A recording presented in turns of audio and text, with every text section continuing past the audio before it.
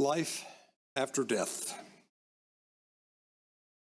One of those serious subjects I am often asked to address as a rabbi. Usually it's in, of course, a serious setting of some kind, a counseling session with someone who's facing death, or perhaps in a class. And sometimes, believe it or not, I'm asked to address it at a cocktail party, when I make the mistake of disclosing to a stranger that I'm a rabbi, and I'm expected to answer while standing on one foot with a cocktail in my hand. But that's not the life after death I want to talk about this afternoon. That subject is about the life and death of the deceased. I want to talk about life after death for the survivors, you and me. We who are here this afternoon to remember all those loved ones we've lost and whose task it is to go on living without them. Our life after their death.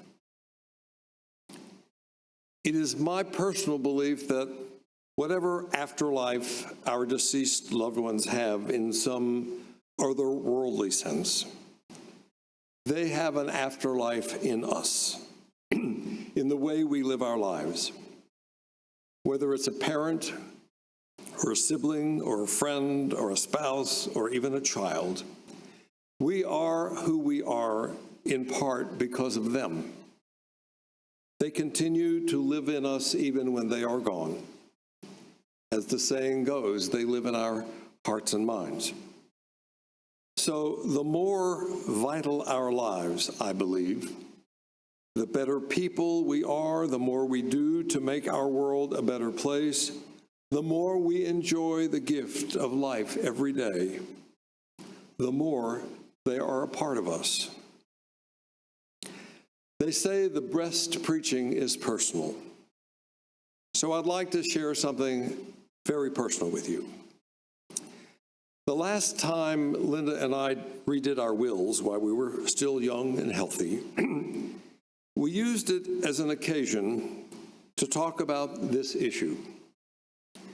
Being 5 years older than Linda, statistically, I was likely to predecease her.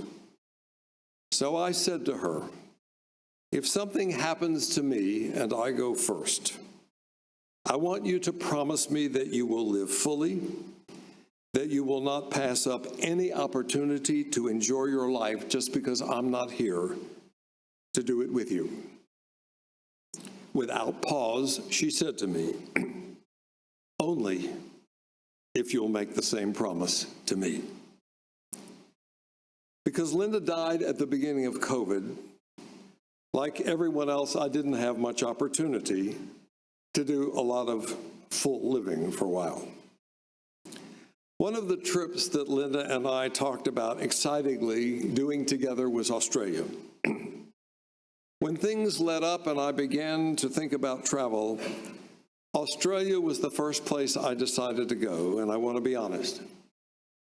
I put off making the decision for a bit. How could I take this trip we had talked about without her?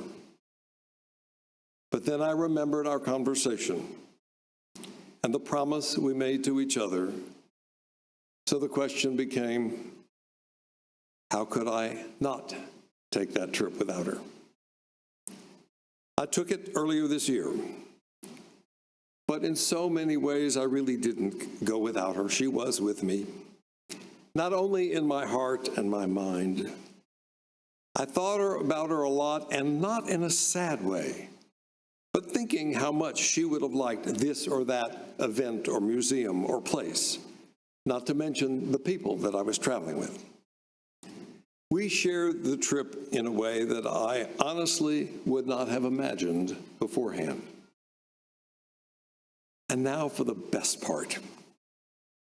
One of the things I accomplished on that trip was to check off an item on my bucket list, making the last of the 4 majors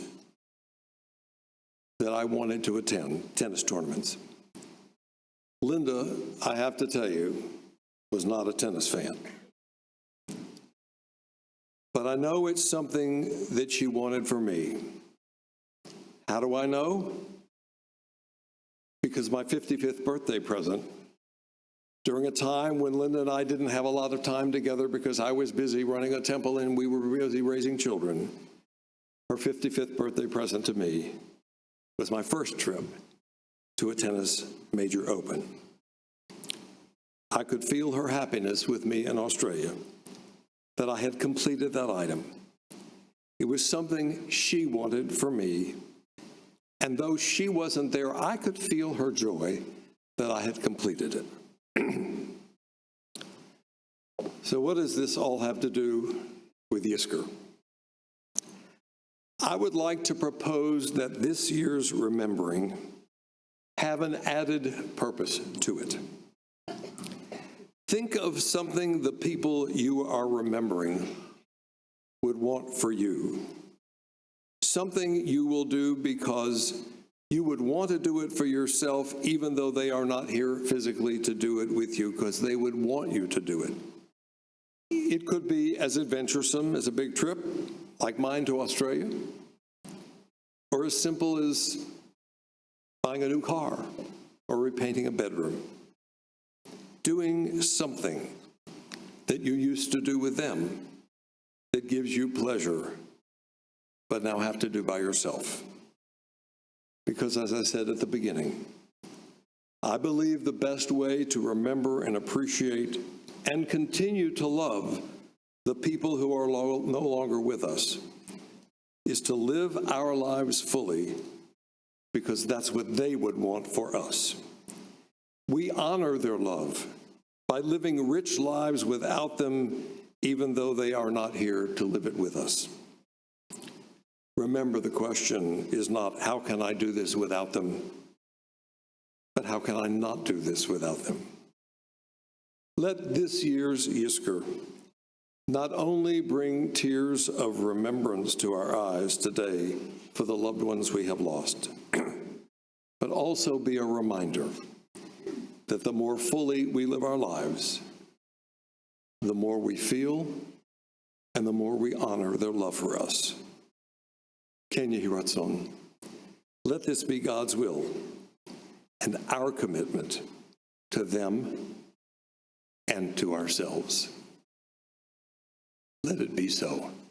Amen.